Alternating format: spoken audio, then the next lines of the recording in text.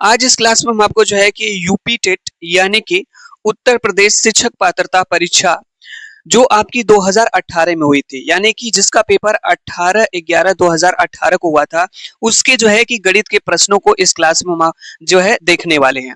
यदि आप भी जो है इस बार यूपी टेट 2026 के लिए प्रिपरेशन कर रहे हैं, जिसका एग्जाम आपका जनवरी में प्रस्तावित है, तो मेरे भाई समय बहुत कम बचा हुआ है। देखा जाए तो 2 से 3 महीने ही समय बचे हुए हैं। ठीक है, अगर लग रहा हो समय ज्यादा है तो समय ज्यादा नहीं है, बहुत कम समय है तैयारी के लिए।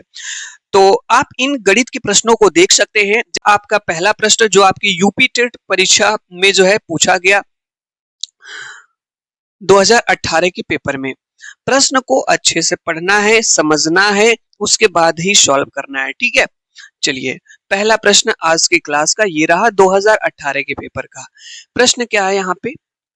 यहाँ पे तो इंग्लिश में दिया है, ठीक है, यहाँ तक। हिंदी में आज दिया है, यदि p का p परसेंटेज 36 हो तो p बराबर होगा, यानी p का p प्रतिशत 36 हो तो जो है p बराबर होगा। प्रतिशतता का क्वेश्चन है, बहुत ही आसान क्वेश्चन है। जब भी आप इस क्लास को मेरे भाई देख पा रहे होंगे, जब भी आपके पास समय हो, इन सभी प्रश्नों को जरूर आप लगाइए। अपने साथ रफ और पेन लेकर के जरूर आप बैठे, और इन प्रश्नों को लगाने के लिए मैं आपको जो है कि 10 से 15 सेकंड का आपको टाइम दूंगा। इससे क्या होगा, इससे पता चलेगा कि क्या ये प्रश्न आप लगा पा रहे हैं कि नहीं लगा पा रहे हैं, ये प्रश्न आपको आ रहा है पहले से कि नहीं आ रहा है। तो चलिए लगाना स्टार्ट करिए, और ये 4 ऑप्शन आपके पास है और आंसर बताने का प्रयास करेंगे। चलिए देखते हैं, बहुत ही आसान प्रश्न है, जैसे कह रहा है प्रश्न को वैसे ही हम लोग लगा देंगे। ठीक है, चलिए कह रहा है कि p का p प्रतिशत, यहाँ पे कहा है p का जो है p प्रतिशत कितना दिया है, यहाँ पे 36 दिया है। तो p है तो p रहने देंगे यहाँ पे। ठीक है, उसके बाद का मतलब होता है इनटू, का मतलब क्या होता है, गुणा होता है। इसके बाद ये p है, प्रतिशत का मतलब क्या हो जाएगा, 1/100 हो जाएगा। प्रतिशत का मतलब पता होना चाहिए आपको, प्रतिशत का मतलब होता है मेरे भाई 1/100 होता है। तो यहाँ पे हम लोगों ने 1/100 लिख लिया, बराबर क्या हो जाएगा, 36 हो जाएगा। p का p में गुणा कर लीजिए, p का p में मल्टीप्लाई कर लीजिए, तो हो जाएगा p स्क्वायर हो जाएगा। ठीक है, और ये निज क्या हो जाएगा, 100 हो जाएगा, बराबर क्या हो जाएगा, 36 हो जाएगा। ठीक है, बहुत ही अच्छा प्रश्न है। इसके बाद ये पी स्क्वायर इधर ही रहेगा, आपको पता है इधर ये किस रूप में है, 100 भागे के रूप में है, उधर जाएगा तो क्या हो जाएगा, गुणा हो जाएगा। तो देखिए यहाँ पे 36 तो है ही, ठीक है, इधर ये भागे में उस साइड जाएगा तो गुणे में हो जाएगा, तो इनटू क्या हो जाएगा, 100 हो जाएगा। आपको पता है जब इसके ऊपर से ये स्क्वायर हटाएंगे तो ये हो जाएगा करड़ी में बंद हो जाएगा। ठीक है, तो जैसे इसके ऊपर से स्क्वायर हटाएंगे तो ये करड़ी में बंद हो जाएगा, 36 × 100, यानी कि 36 और 100 का वर्गमूल। ठीक है, कितना आसान प्रश्न है। 36 का वर्गमूल क्या होता है आपको पता है, 6 होता है, और 100 का वर्गमूल, ठीक है, 10 हो जाएगा। ठीक है, तो 10 और 6 का गुणा कर लेंगे तो कितना आ जाएगा, 60 आ जाएगा। हमारा आंसर क्या आ जाएगा, 60 आ जाएगा। ये किसी ऑप्शन में है, यहाँ पे देखिए पहले वाले में 3600 है, दूसरे वाले में 600 है, तीसरे वाले में 15 है, चौथे वाले में यहाँ पे 60 है। तो यही वाला ऑप्शन आपका सही हो जाएगा, 60 हो जाएगा। बहुत ही आसान प्रश्न था, प्रतिशतता का सिंपल प्रश्न पूछा गया। ये रहा आपके सामने अगला प्रश्न, बहुत ही शानदार प्रश्न है, अच्छा प्रश्न है। यूपी टेट 2011 का 2018 का ये तीसरा प्रश्न आपके सामने। प्रश्न है कि 100 के समभाजकों की संख्या होगी, यानी प्रश्न को पढ़ेंगे आप समझने का प्रयास करेंगे। प्रश्न क्या हमसे कह रहा है, 100 के सम क्या होने चाहिए, सम होने चाहिए और भाजक होना चाहिए की संख्या होगी। ठीक है, यानी ये जो 100 है, 100 इसके बताने हैं आपको समभाजक। समभाजक, भाजक का मतलब है कि 100 में, भाजक का मतलब जिससे भाग दिया जाता है, जिससे भाग दिया जाता है उसको क्या कहते हैं, भाजक कहा जाता है। तो 100 के कितने ऐसे भाजक है, भाजक में भी कौन से, सम ऐसे भाजक है जिनसे 100 कंप्लीटली जो है डिवाइड हो जाएगा, कट हो जाएगा। तो चलिए 1 से स्टार्ट आपको करना होगा और आपको जो है 100 तक आपको जाना होगा, ठीक है। तो सबसे पहले देखते हैं यहाँ पे हम लोग 1 के बाद क्या आ जाएगा, 2 हो जाएगा, 2 से कैंसिल हो जाएगा, फिर 4 हो जाएगा, ठीक है। 6 नहीं होगा, 6 से कैंसिल नहीं होगा, 8 से भी नहीं होगा, 100। फिर उसके बाद 10 से 10 हो जाएगा, 20 हो जाएगा, 50 हो जाएगा और एक आपका 100 खुद हो जाएगा। तो आप याद रखिएगा ये इसके जो है आपके 1 2 3 4 5 और 6 कितने लोग हो गए, 6 हो गए इसके समभाजक। समभाजक किसके, 100 के, ठीक है। 100 के जो है 6 आपके जो है समभाजक होते हैं। कौन कौन से होते हैं यहाँ पे हमने नोट किया है, 2 है, 4 है, 10 20 50 100। ये जो है 100 को तो कैंसिल करेंगे, 2 से हो जाएगा, 4 से, 10 से, 20 से, 50 से, 100 से, और ये सम भी है, ठीक है, क्योंकि सम बताना था आपको। तो इस तरह से इसका सही आंसर आपका 6 हो जाएगा। ये किसी ऑप्शन में है, हाँ सर यहाँ पे दिया गया है, ऑप्शन नंबर आपका फर्स्ट सही हो जाएगा। यूपी टेट 2018 का चौथा प्रश्न जो आपसे ये पूछा गया था, बहुत ही शानदार प्रश्न ये पूछा गया था, इसको आपको बताना है, ठीक है। ये रहा आपके सामने प्रश्न। यहाँ पे दिया है how many cubes of sides 3 centimetre can be separated from a cube of side 15 centimetre. Hindi में यहाँ पे दिया है 15 सेंटीमीटर भुजा वाले किसी घन में से 3 सेंटीमीटर भुजा वाले कुल कितने घन काटे जा सकते हैं। यानी कि एक 15 सेंटीमीटर का जो है भुजा वाला घन है और उसमें से 3 सेंटीमीटर जो है छोटी भुजा वाला जो घन है काट करके अलग करना, कितने काटे जा सकते हैं। तो यहाँ पे देखिएगा मेरे भाई, जैसे आपका यहाँ पे बना लेते हैं हम लोग, ये आपका घन है,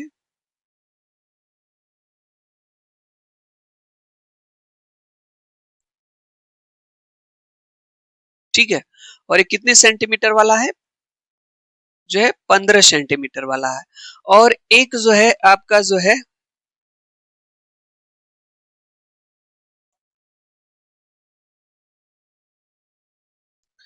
एक आपका 3 सेंटीमीटर वाला,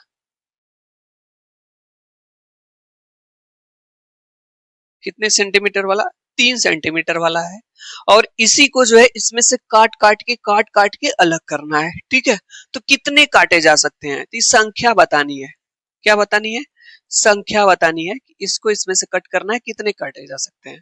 तो हम आपको बता दें, सबसे पहले आप बड़े घन का आयतन निकालेंगे, इसके बाद छोटे घन का आयतन निकालेंगे, ठीक है। तो बड़े घन के आयतन में छोटे घन के आयतन से भाग देंगे। तो आपको पता है घन का आयतन का फार्मूला क्या होता है, घन का आयतन का जो फार्मूला होता है ये होता है भुजा का क्यूब, भुजा का क्यूब होता है। जो घन के आयतन का फार्मूला होता है भुजा का क्यूब। जब भी कोई नई जानकारी आपको मिले कहीं नोट कर लिया करिए, ठीक है। तो आप बताइए, जैसे बड़ा घन है, ये बड़ा वाला है, तो इस बड़े घन के आयतन का फार्मूला क्या, बड़े घन का आयतन आप निकालेंगे, ठीक है। और इसी में जो है छोटे घन के आयतन से भाग दे देंगे, छोटे घन के आयतन से भाग दे देंगे, तो आपको पता चल जाएगी क्या, संख्या। संख्या संख्या निकालने के लिए इस बड़े वाले घन के आयतन में छोटे वाले घन के आयतन से भाग दे देंगे। तो बड़े वाला घन का जो आयतन, घन का आयतन निकालने का फॉर्मूला क्या है, भुजा का क्यूब होता है। तो इसकी भुजा कितनी है, 15 है, तो 15 मतलब 15 का, ठीक है, क्यूब हो जाएगा अपान। इसी तरीके से छोटे वाले घन का आयतन, छोटे वाला घन कितना है, 3 है, तो 3 का क्यूब है। चूंकि दोनों के ऊपर क्यूब है तो ऐसा लिख सकते हैं इसको, ब्रैकेट में बाहर क्यूब हो जाएगा। 3 से इसको कैंसिल कर लीजिए, 5 हो जाएगा, तो 5 का क्या आ जाएगा, क्यूब आ जाएगा। तो 5 का गुणा 5 में 3 बार, तो 125 आ जाएगा। यही संख्या इसकी आ जाएगी 125। तो 125 है यहाँ पे, हाँ सर, ऑप्शन नंबर सी में यहाँ पे देखिए 125 दिया गया। इस तरह से इसको हम लोग जो है लगा लेंगे सिंपल तरीके से। बहुत ही अच्छा प्रश्न है। नेक्स्ट अगले प्रश्न पे चलते हैं। ये रहा आपके सामने अगला प्रश्न। इस प्रश्न में भी एरर है। वास्तव में प्रश्न आपका ये है, यहाँ पे हम इसको कट करते हैं। प्रश्न है 3 के पावर 1989 में 7 से, ठीक है, ये है 3 के पावर 1989 में 7 से भाग देने पर शेषफल होगा। ठीक है, 3 के पावर 1989 में 7 से भाग देने पर शेषफल होगा। यहाँ पे देखिएगा मेरे भाई, प्रश्न है कि 3 के पावर 1989 है और इसमें किसकी भाग देना है, 7 का भाग देना है।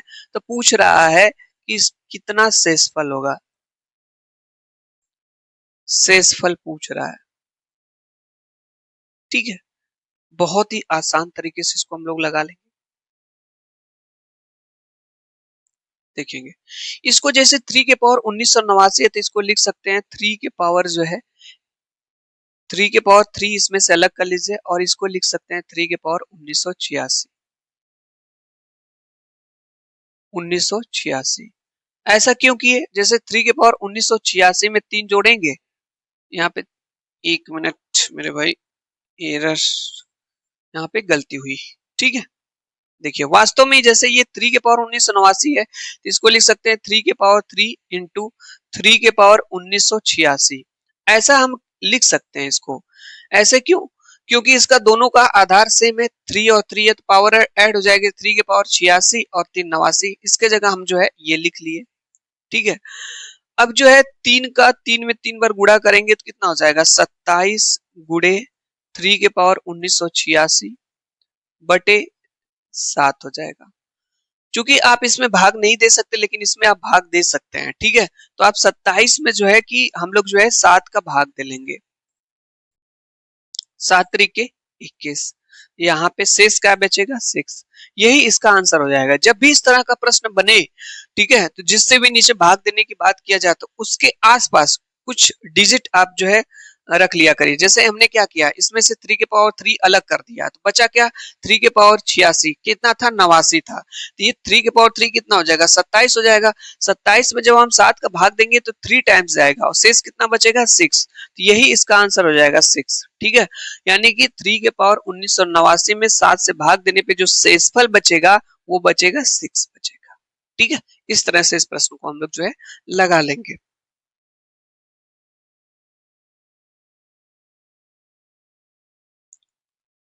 ये प्रश्न आपके सामने है, बहुत ही अच्छा प्रश्न है, यूपी टेट 2018 का ये 5वां प्रश्न आपके सामने। प्रश्न है कि एक बहुभुज के अंतः कोणों का योग 2160 यहाँ पे डिग्री है, बहुभुज की भुजाओं की संख्या बतानी है।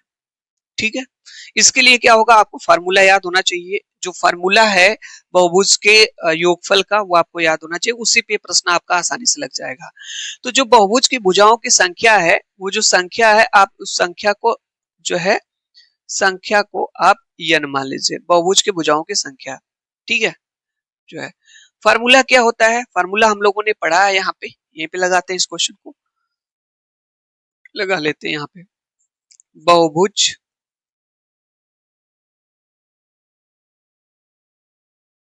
के अंतः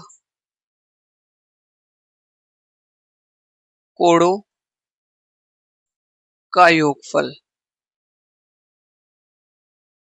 बहुभुज के जो अंतः कोणों का जो योगफल का फार्मूला होता है, ये फार्मूला होता है n-2 ब्रैकेट के बाहर इंटू 180 डिग्री। ठीक है, ये फार्मूला है। किसी भी जो बहुभुज होता है उसके अंतः कोणों का जो योगफल का फार्मूला होता है n-2 इंटू 180 डिग्री होता है। ये तो फार्मूला है, हम लोगों को याद है, लेकिन प्रश्न में क्या दिया है, बहुभुज के अंतः कोणों का योग यहाँ पे खुद ये दे दिया है 2160। तो हम लोग जानते हैं फार्मूला ये, और ये किसके बराबर हो जाएगा, दिया है 2160 के बराबर हो जाएगा। अब यहीं से इसको बहुत ही आसान तरीके से हम लोग जो है लगा लेंगे। ठीक है, मिनट,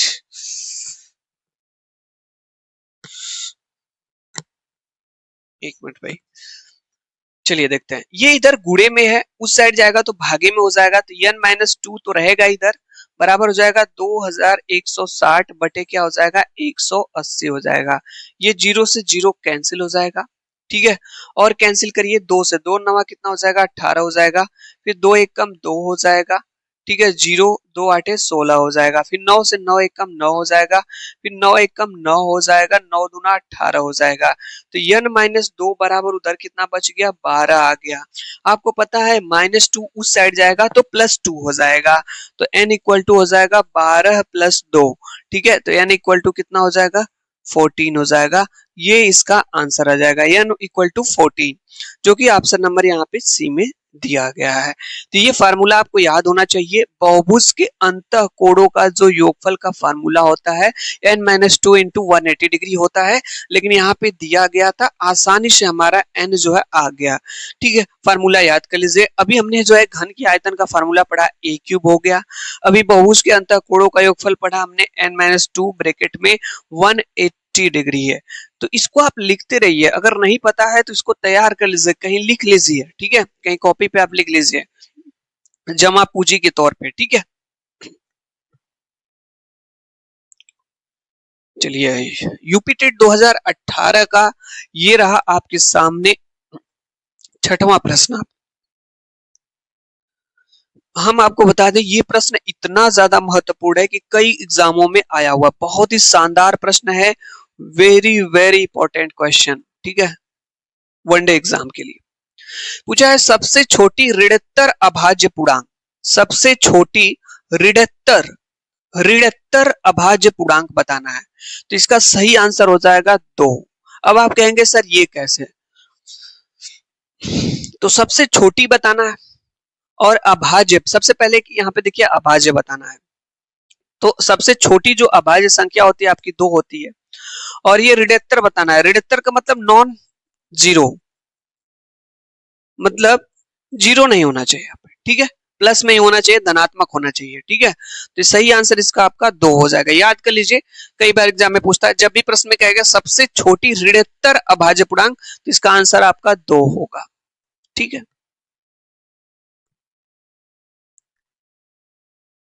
लीजिए ये प्रश्न आपके सामने बहुत ही अच्छा प्रश्न है, और इस भी प्रश्न में कुछ एरर है, इसको हम यहाँ पे सही करते हैं। वास्तव में जो हमारा प्रश्न है, यहाँ पे प्रश्न है, एक मिनट,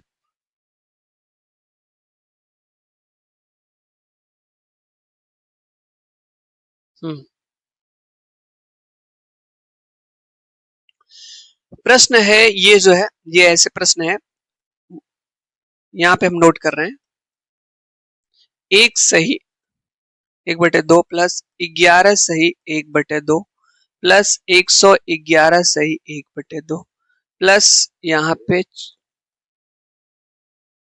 ये। ठीक है, ये आपका वही प्रश्न है, बाकी लैंग्वेज ऐसे लिखा गया, ये प्रश्न आपका है। और ये प्रश्न बहुत ही आसान होता है। जब भी इस तरह का प्रश्न आए तो देखिए यहाँ पे सारे सभी डाटा जो है सेम है। यहाँ पे देखेंगे 1/2 1/2 1/2 1/2, तो यहाँ पे इसको अलग कर लीजिए, ये 1 है 1 है, प्लस इसको ले लीजिए 11 प्लस इसको ले लीजिए 11 प्लस इसको ले लीजिए यहाँ पे 11, कितनी बार है, 4 बार, एक बार प्लस। ठीक है, ये हो गया। ये कितनी बार है, 1 2 3 4 बार है, तो इनको भी आप अलग से लिख सकते हैं, 1/2 प्लस 1/2 प्लस 1/2 प्लस 1/2 लिख सकते हैं। ठीक है, चलिए इसको ऐड करेंगे हम लोग जो है, जब इसको ऐड करेंगे तो ऊपर नीचे करके ऐड कर लीजिए, यहाँ पे 4 हो जाएगा, 3 हो जाएगा, 2 हो जाएगा, ये नहीं, जब इसको हमने ऐड किया तो इसके जगह आया 1234।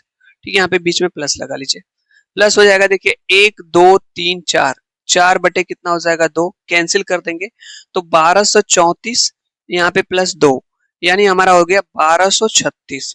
ठीक है, तो 1236 जो है हमारा आंसर आ जाएगा। ठीक है, 1236 बहुत ही सिंपल है। इस तरह का जब भी प्रश्न आए तो ये जो डाटा दिया गया है जो है इसको अलग से जोड़ लीजिए, और जो ये वाले डाटा है इसको अलग से आप जोड़ लीजिए, दोनों को बाद में ऐड कर लीजिए, आपका आंसर आ जाएगा 1236 हमारा, जो कि ऑप्शन नंबर यहाँ पे ए में दिया गया है। ठीक है, चलिए अगला प्रश्न है, ये रहा नेक्स्ट क्वेश्चन, यूपीटेट 2018 में पूछा गया प्रश्न। प्रश्न हमारा है कि यदि सभी प्राकृतिक संख्याओं ए और बी के लिए, यहाँ पे ए और बी के लिए A star B equal to A square plus B square minus A B है, तो 9 स्टार 10 का मान। वास्तव में प्रश्न आपका ये है कि ए स्टार जो है b equal to A square plus B square minus A B है, ठीक है। तो हमसे पूछ रहा है कि 9 स्टार 10 का मान बताना है, ठीक है। ये प्रश्न आपका है, ये जो है वास्तव में ये प्रश्न है, ठीक है। प्रश्न आपका ये है। तो देखिए बहुत ही सिंपल प्रश्न है, यहाँ पे कितने आसानी तरीके से इसको जो है हम लोग लगा सकते हैं। यहाँ पे देखिए जो दिया गया है यहाँ पे प्रश्न हमारा ए स्टार बी इक्वल टू ये लिखा गया है, तो बताइए 9 स्टार इक्वल टू 10, तो यहाँ जो 9 है उसको आप ए मान लीजिए, इसको ए और इसको क्या मान लीजिए, बी मान लीजिए।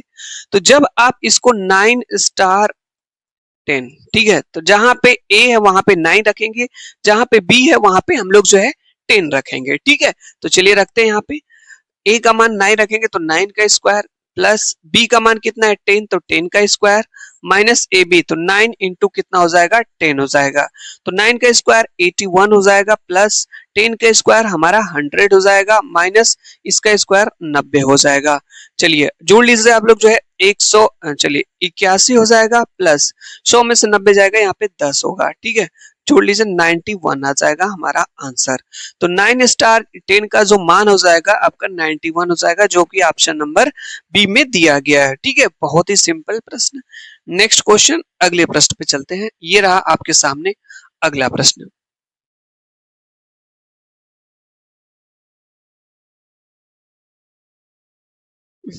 ये रहा आपके सामने अगला प्रश्न। नेक्स्ट क्वेश्चन, प्रश्न है कि यदि x और y शून्येतर वास्तविक संख्याएं हो तो यहाँ पे x square plus x y plus y square का जो है ये पूछा गया है इसके बारे में, ठीक है।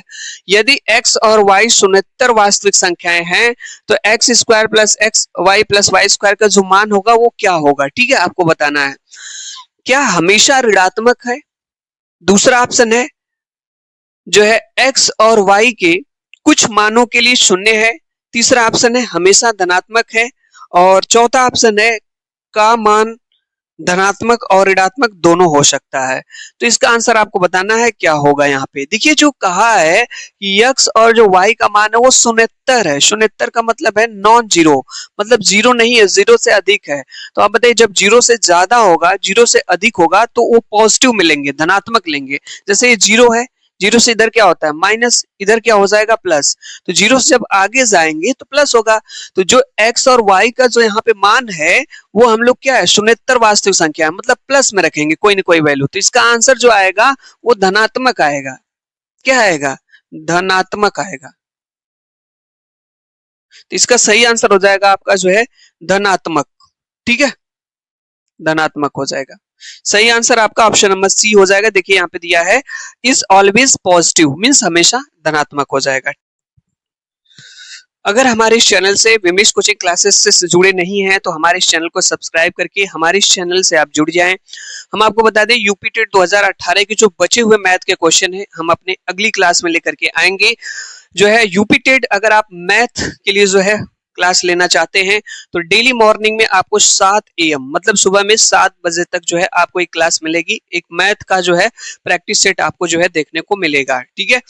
तो सबसे पहले जो है कि हम आपको 2011 से लेकर के 2021 तक जितने भी यूपी टेट के पेपर हुए हैं उसके मैथ के क्वेश्चन का सोल्यूशन करा रहे हैं। यदि आप भी यूपी टेट 2026 के लिए प्रिपरेशन कर रहे हैं तो हमारे इस चैनल से आप जुड़ सकते हैं और ज्यादा से ज्यादा क्वेश्चंस का आप अभ्यास कर सकते हैं। यदि ये क्लास मेरे भाई आपको थोड़ी सी भी अच्छी लगी हो तो हमारे इस चैनल को सब्सक्राइब कर लीजिए और क्लास को वीडियो को लाइक कर लीजिए। क्लास देखने के लिए आप लोगों का बहुत बहुत धन्यवाद।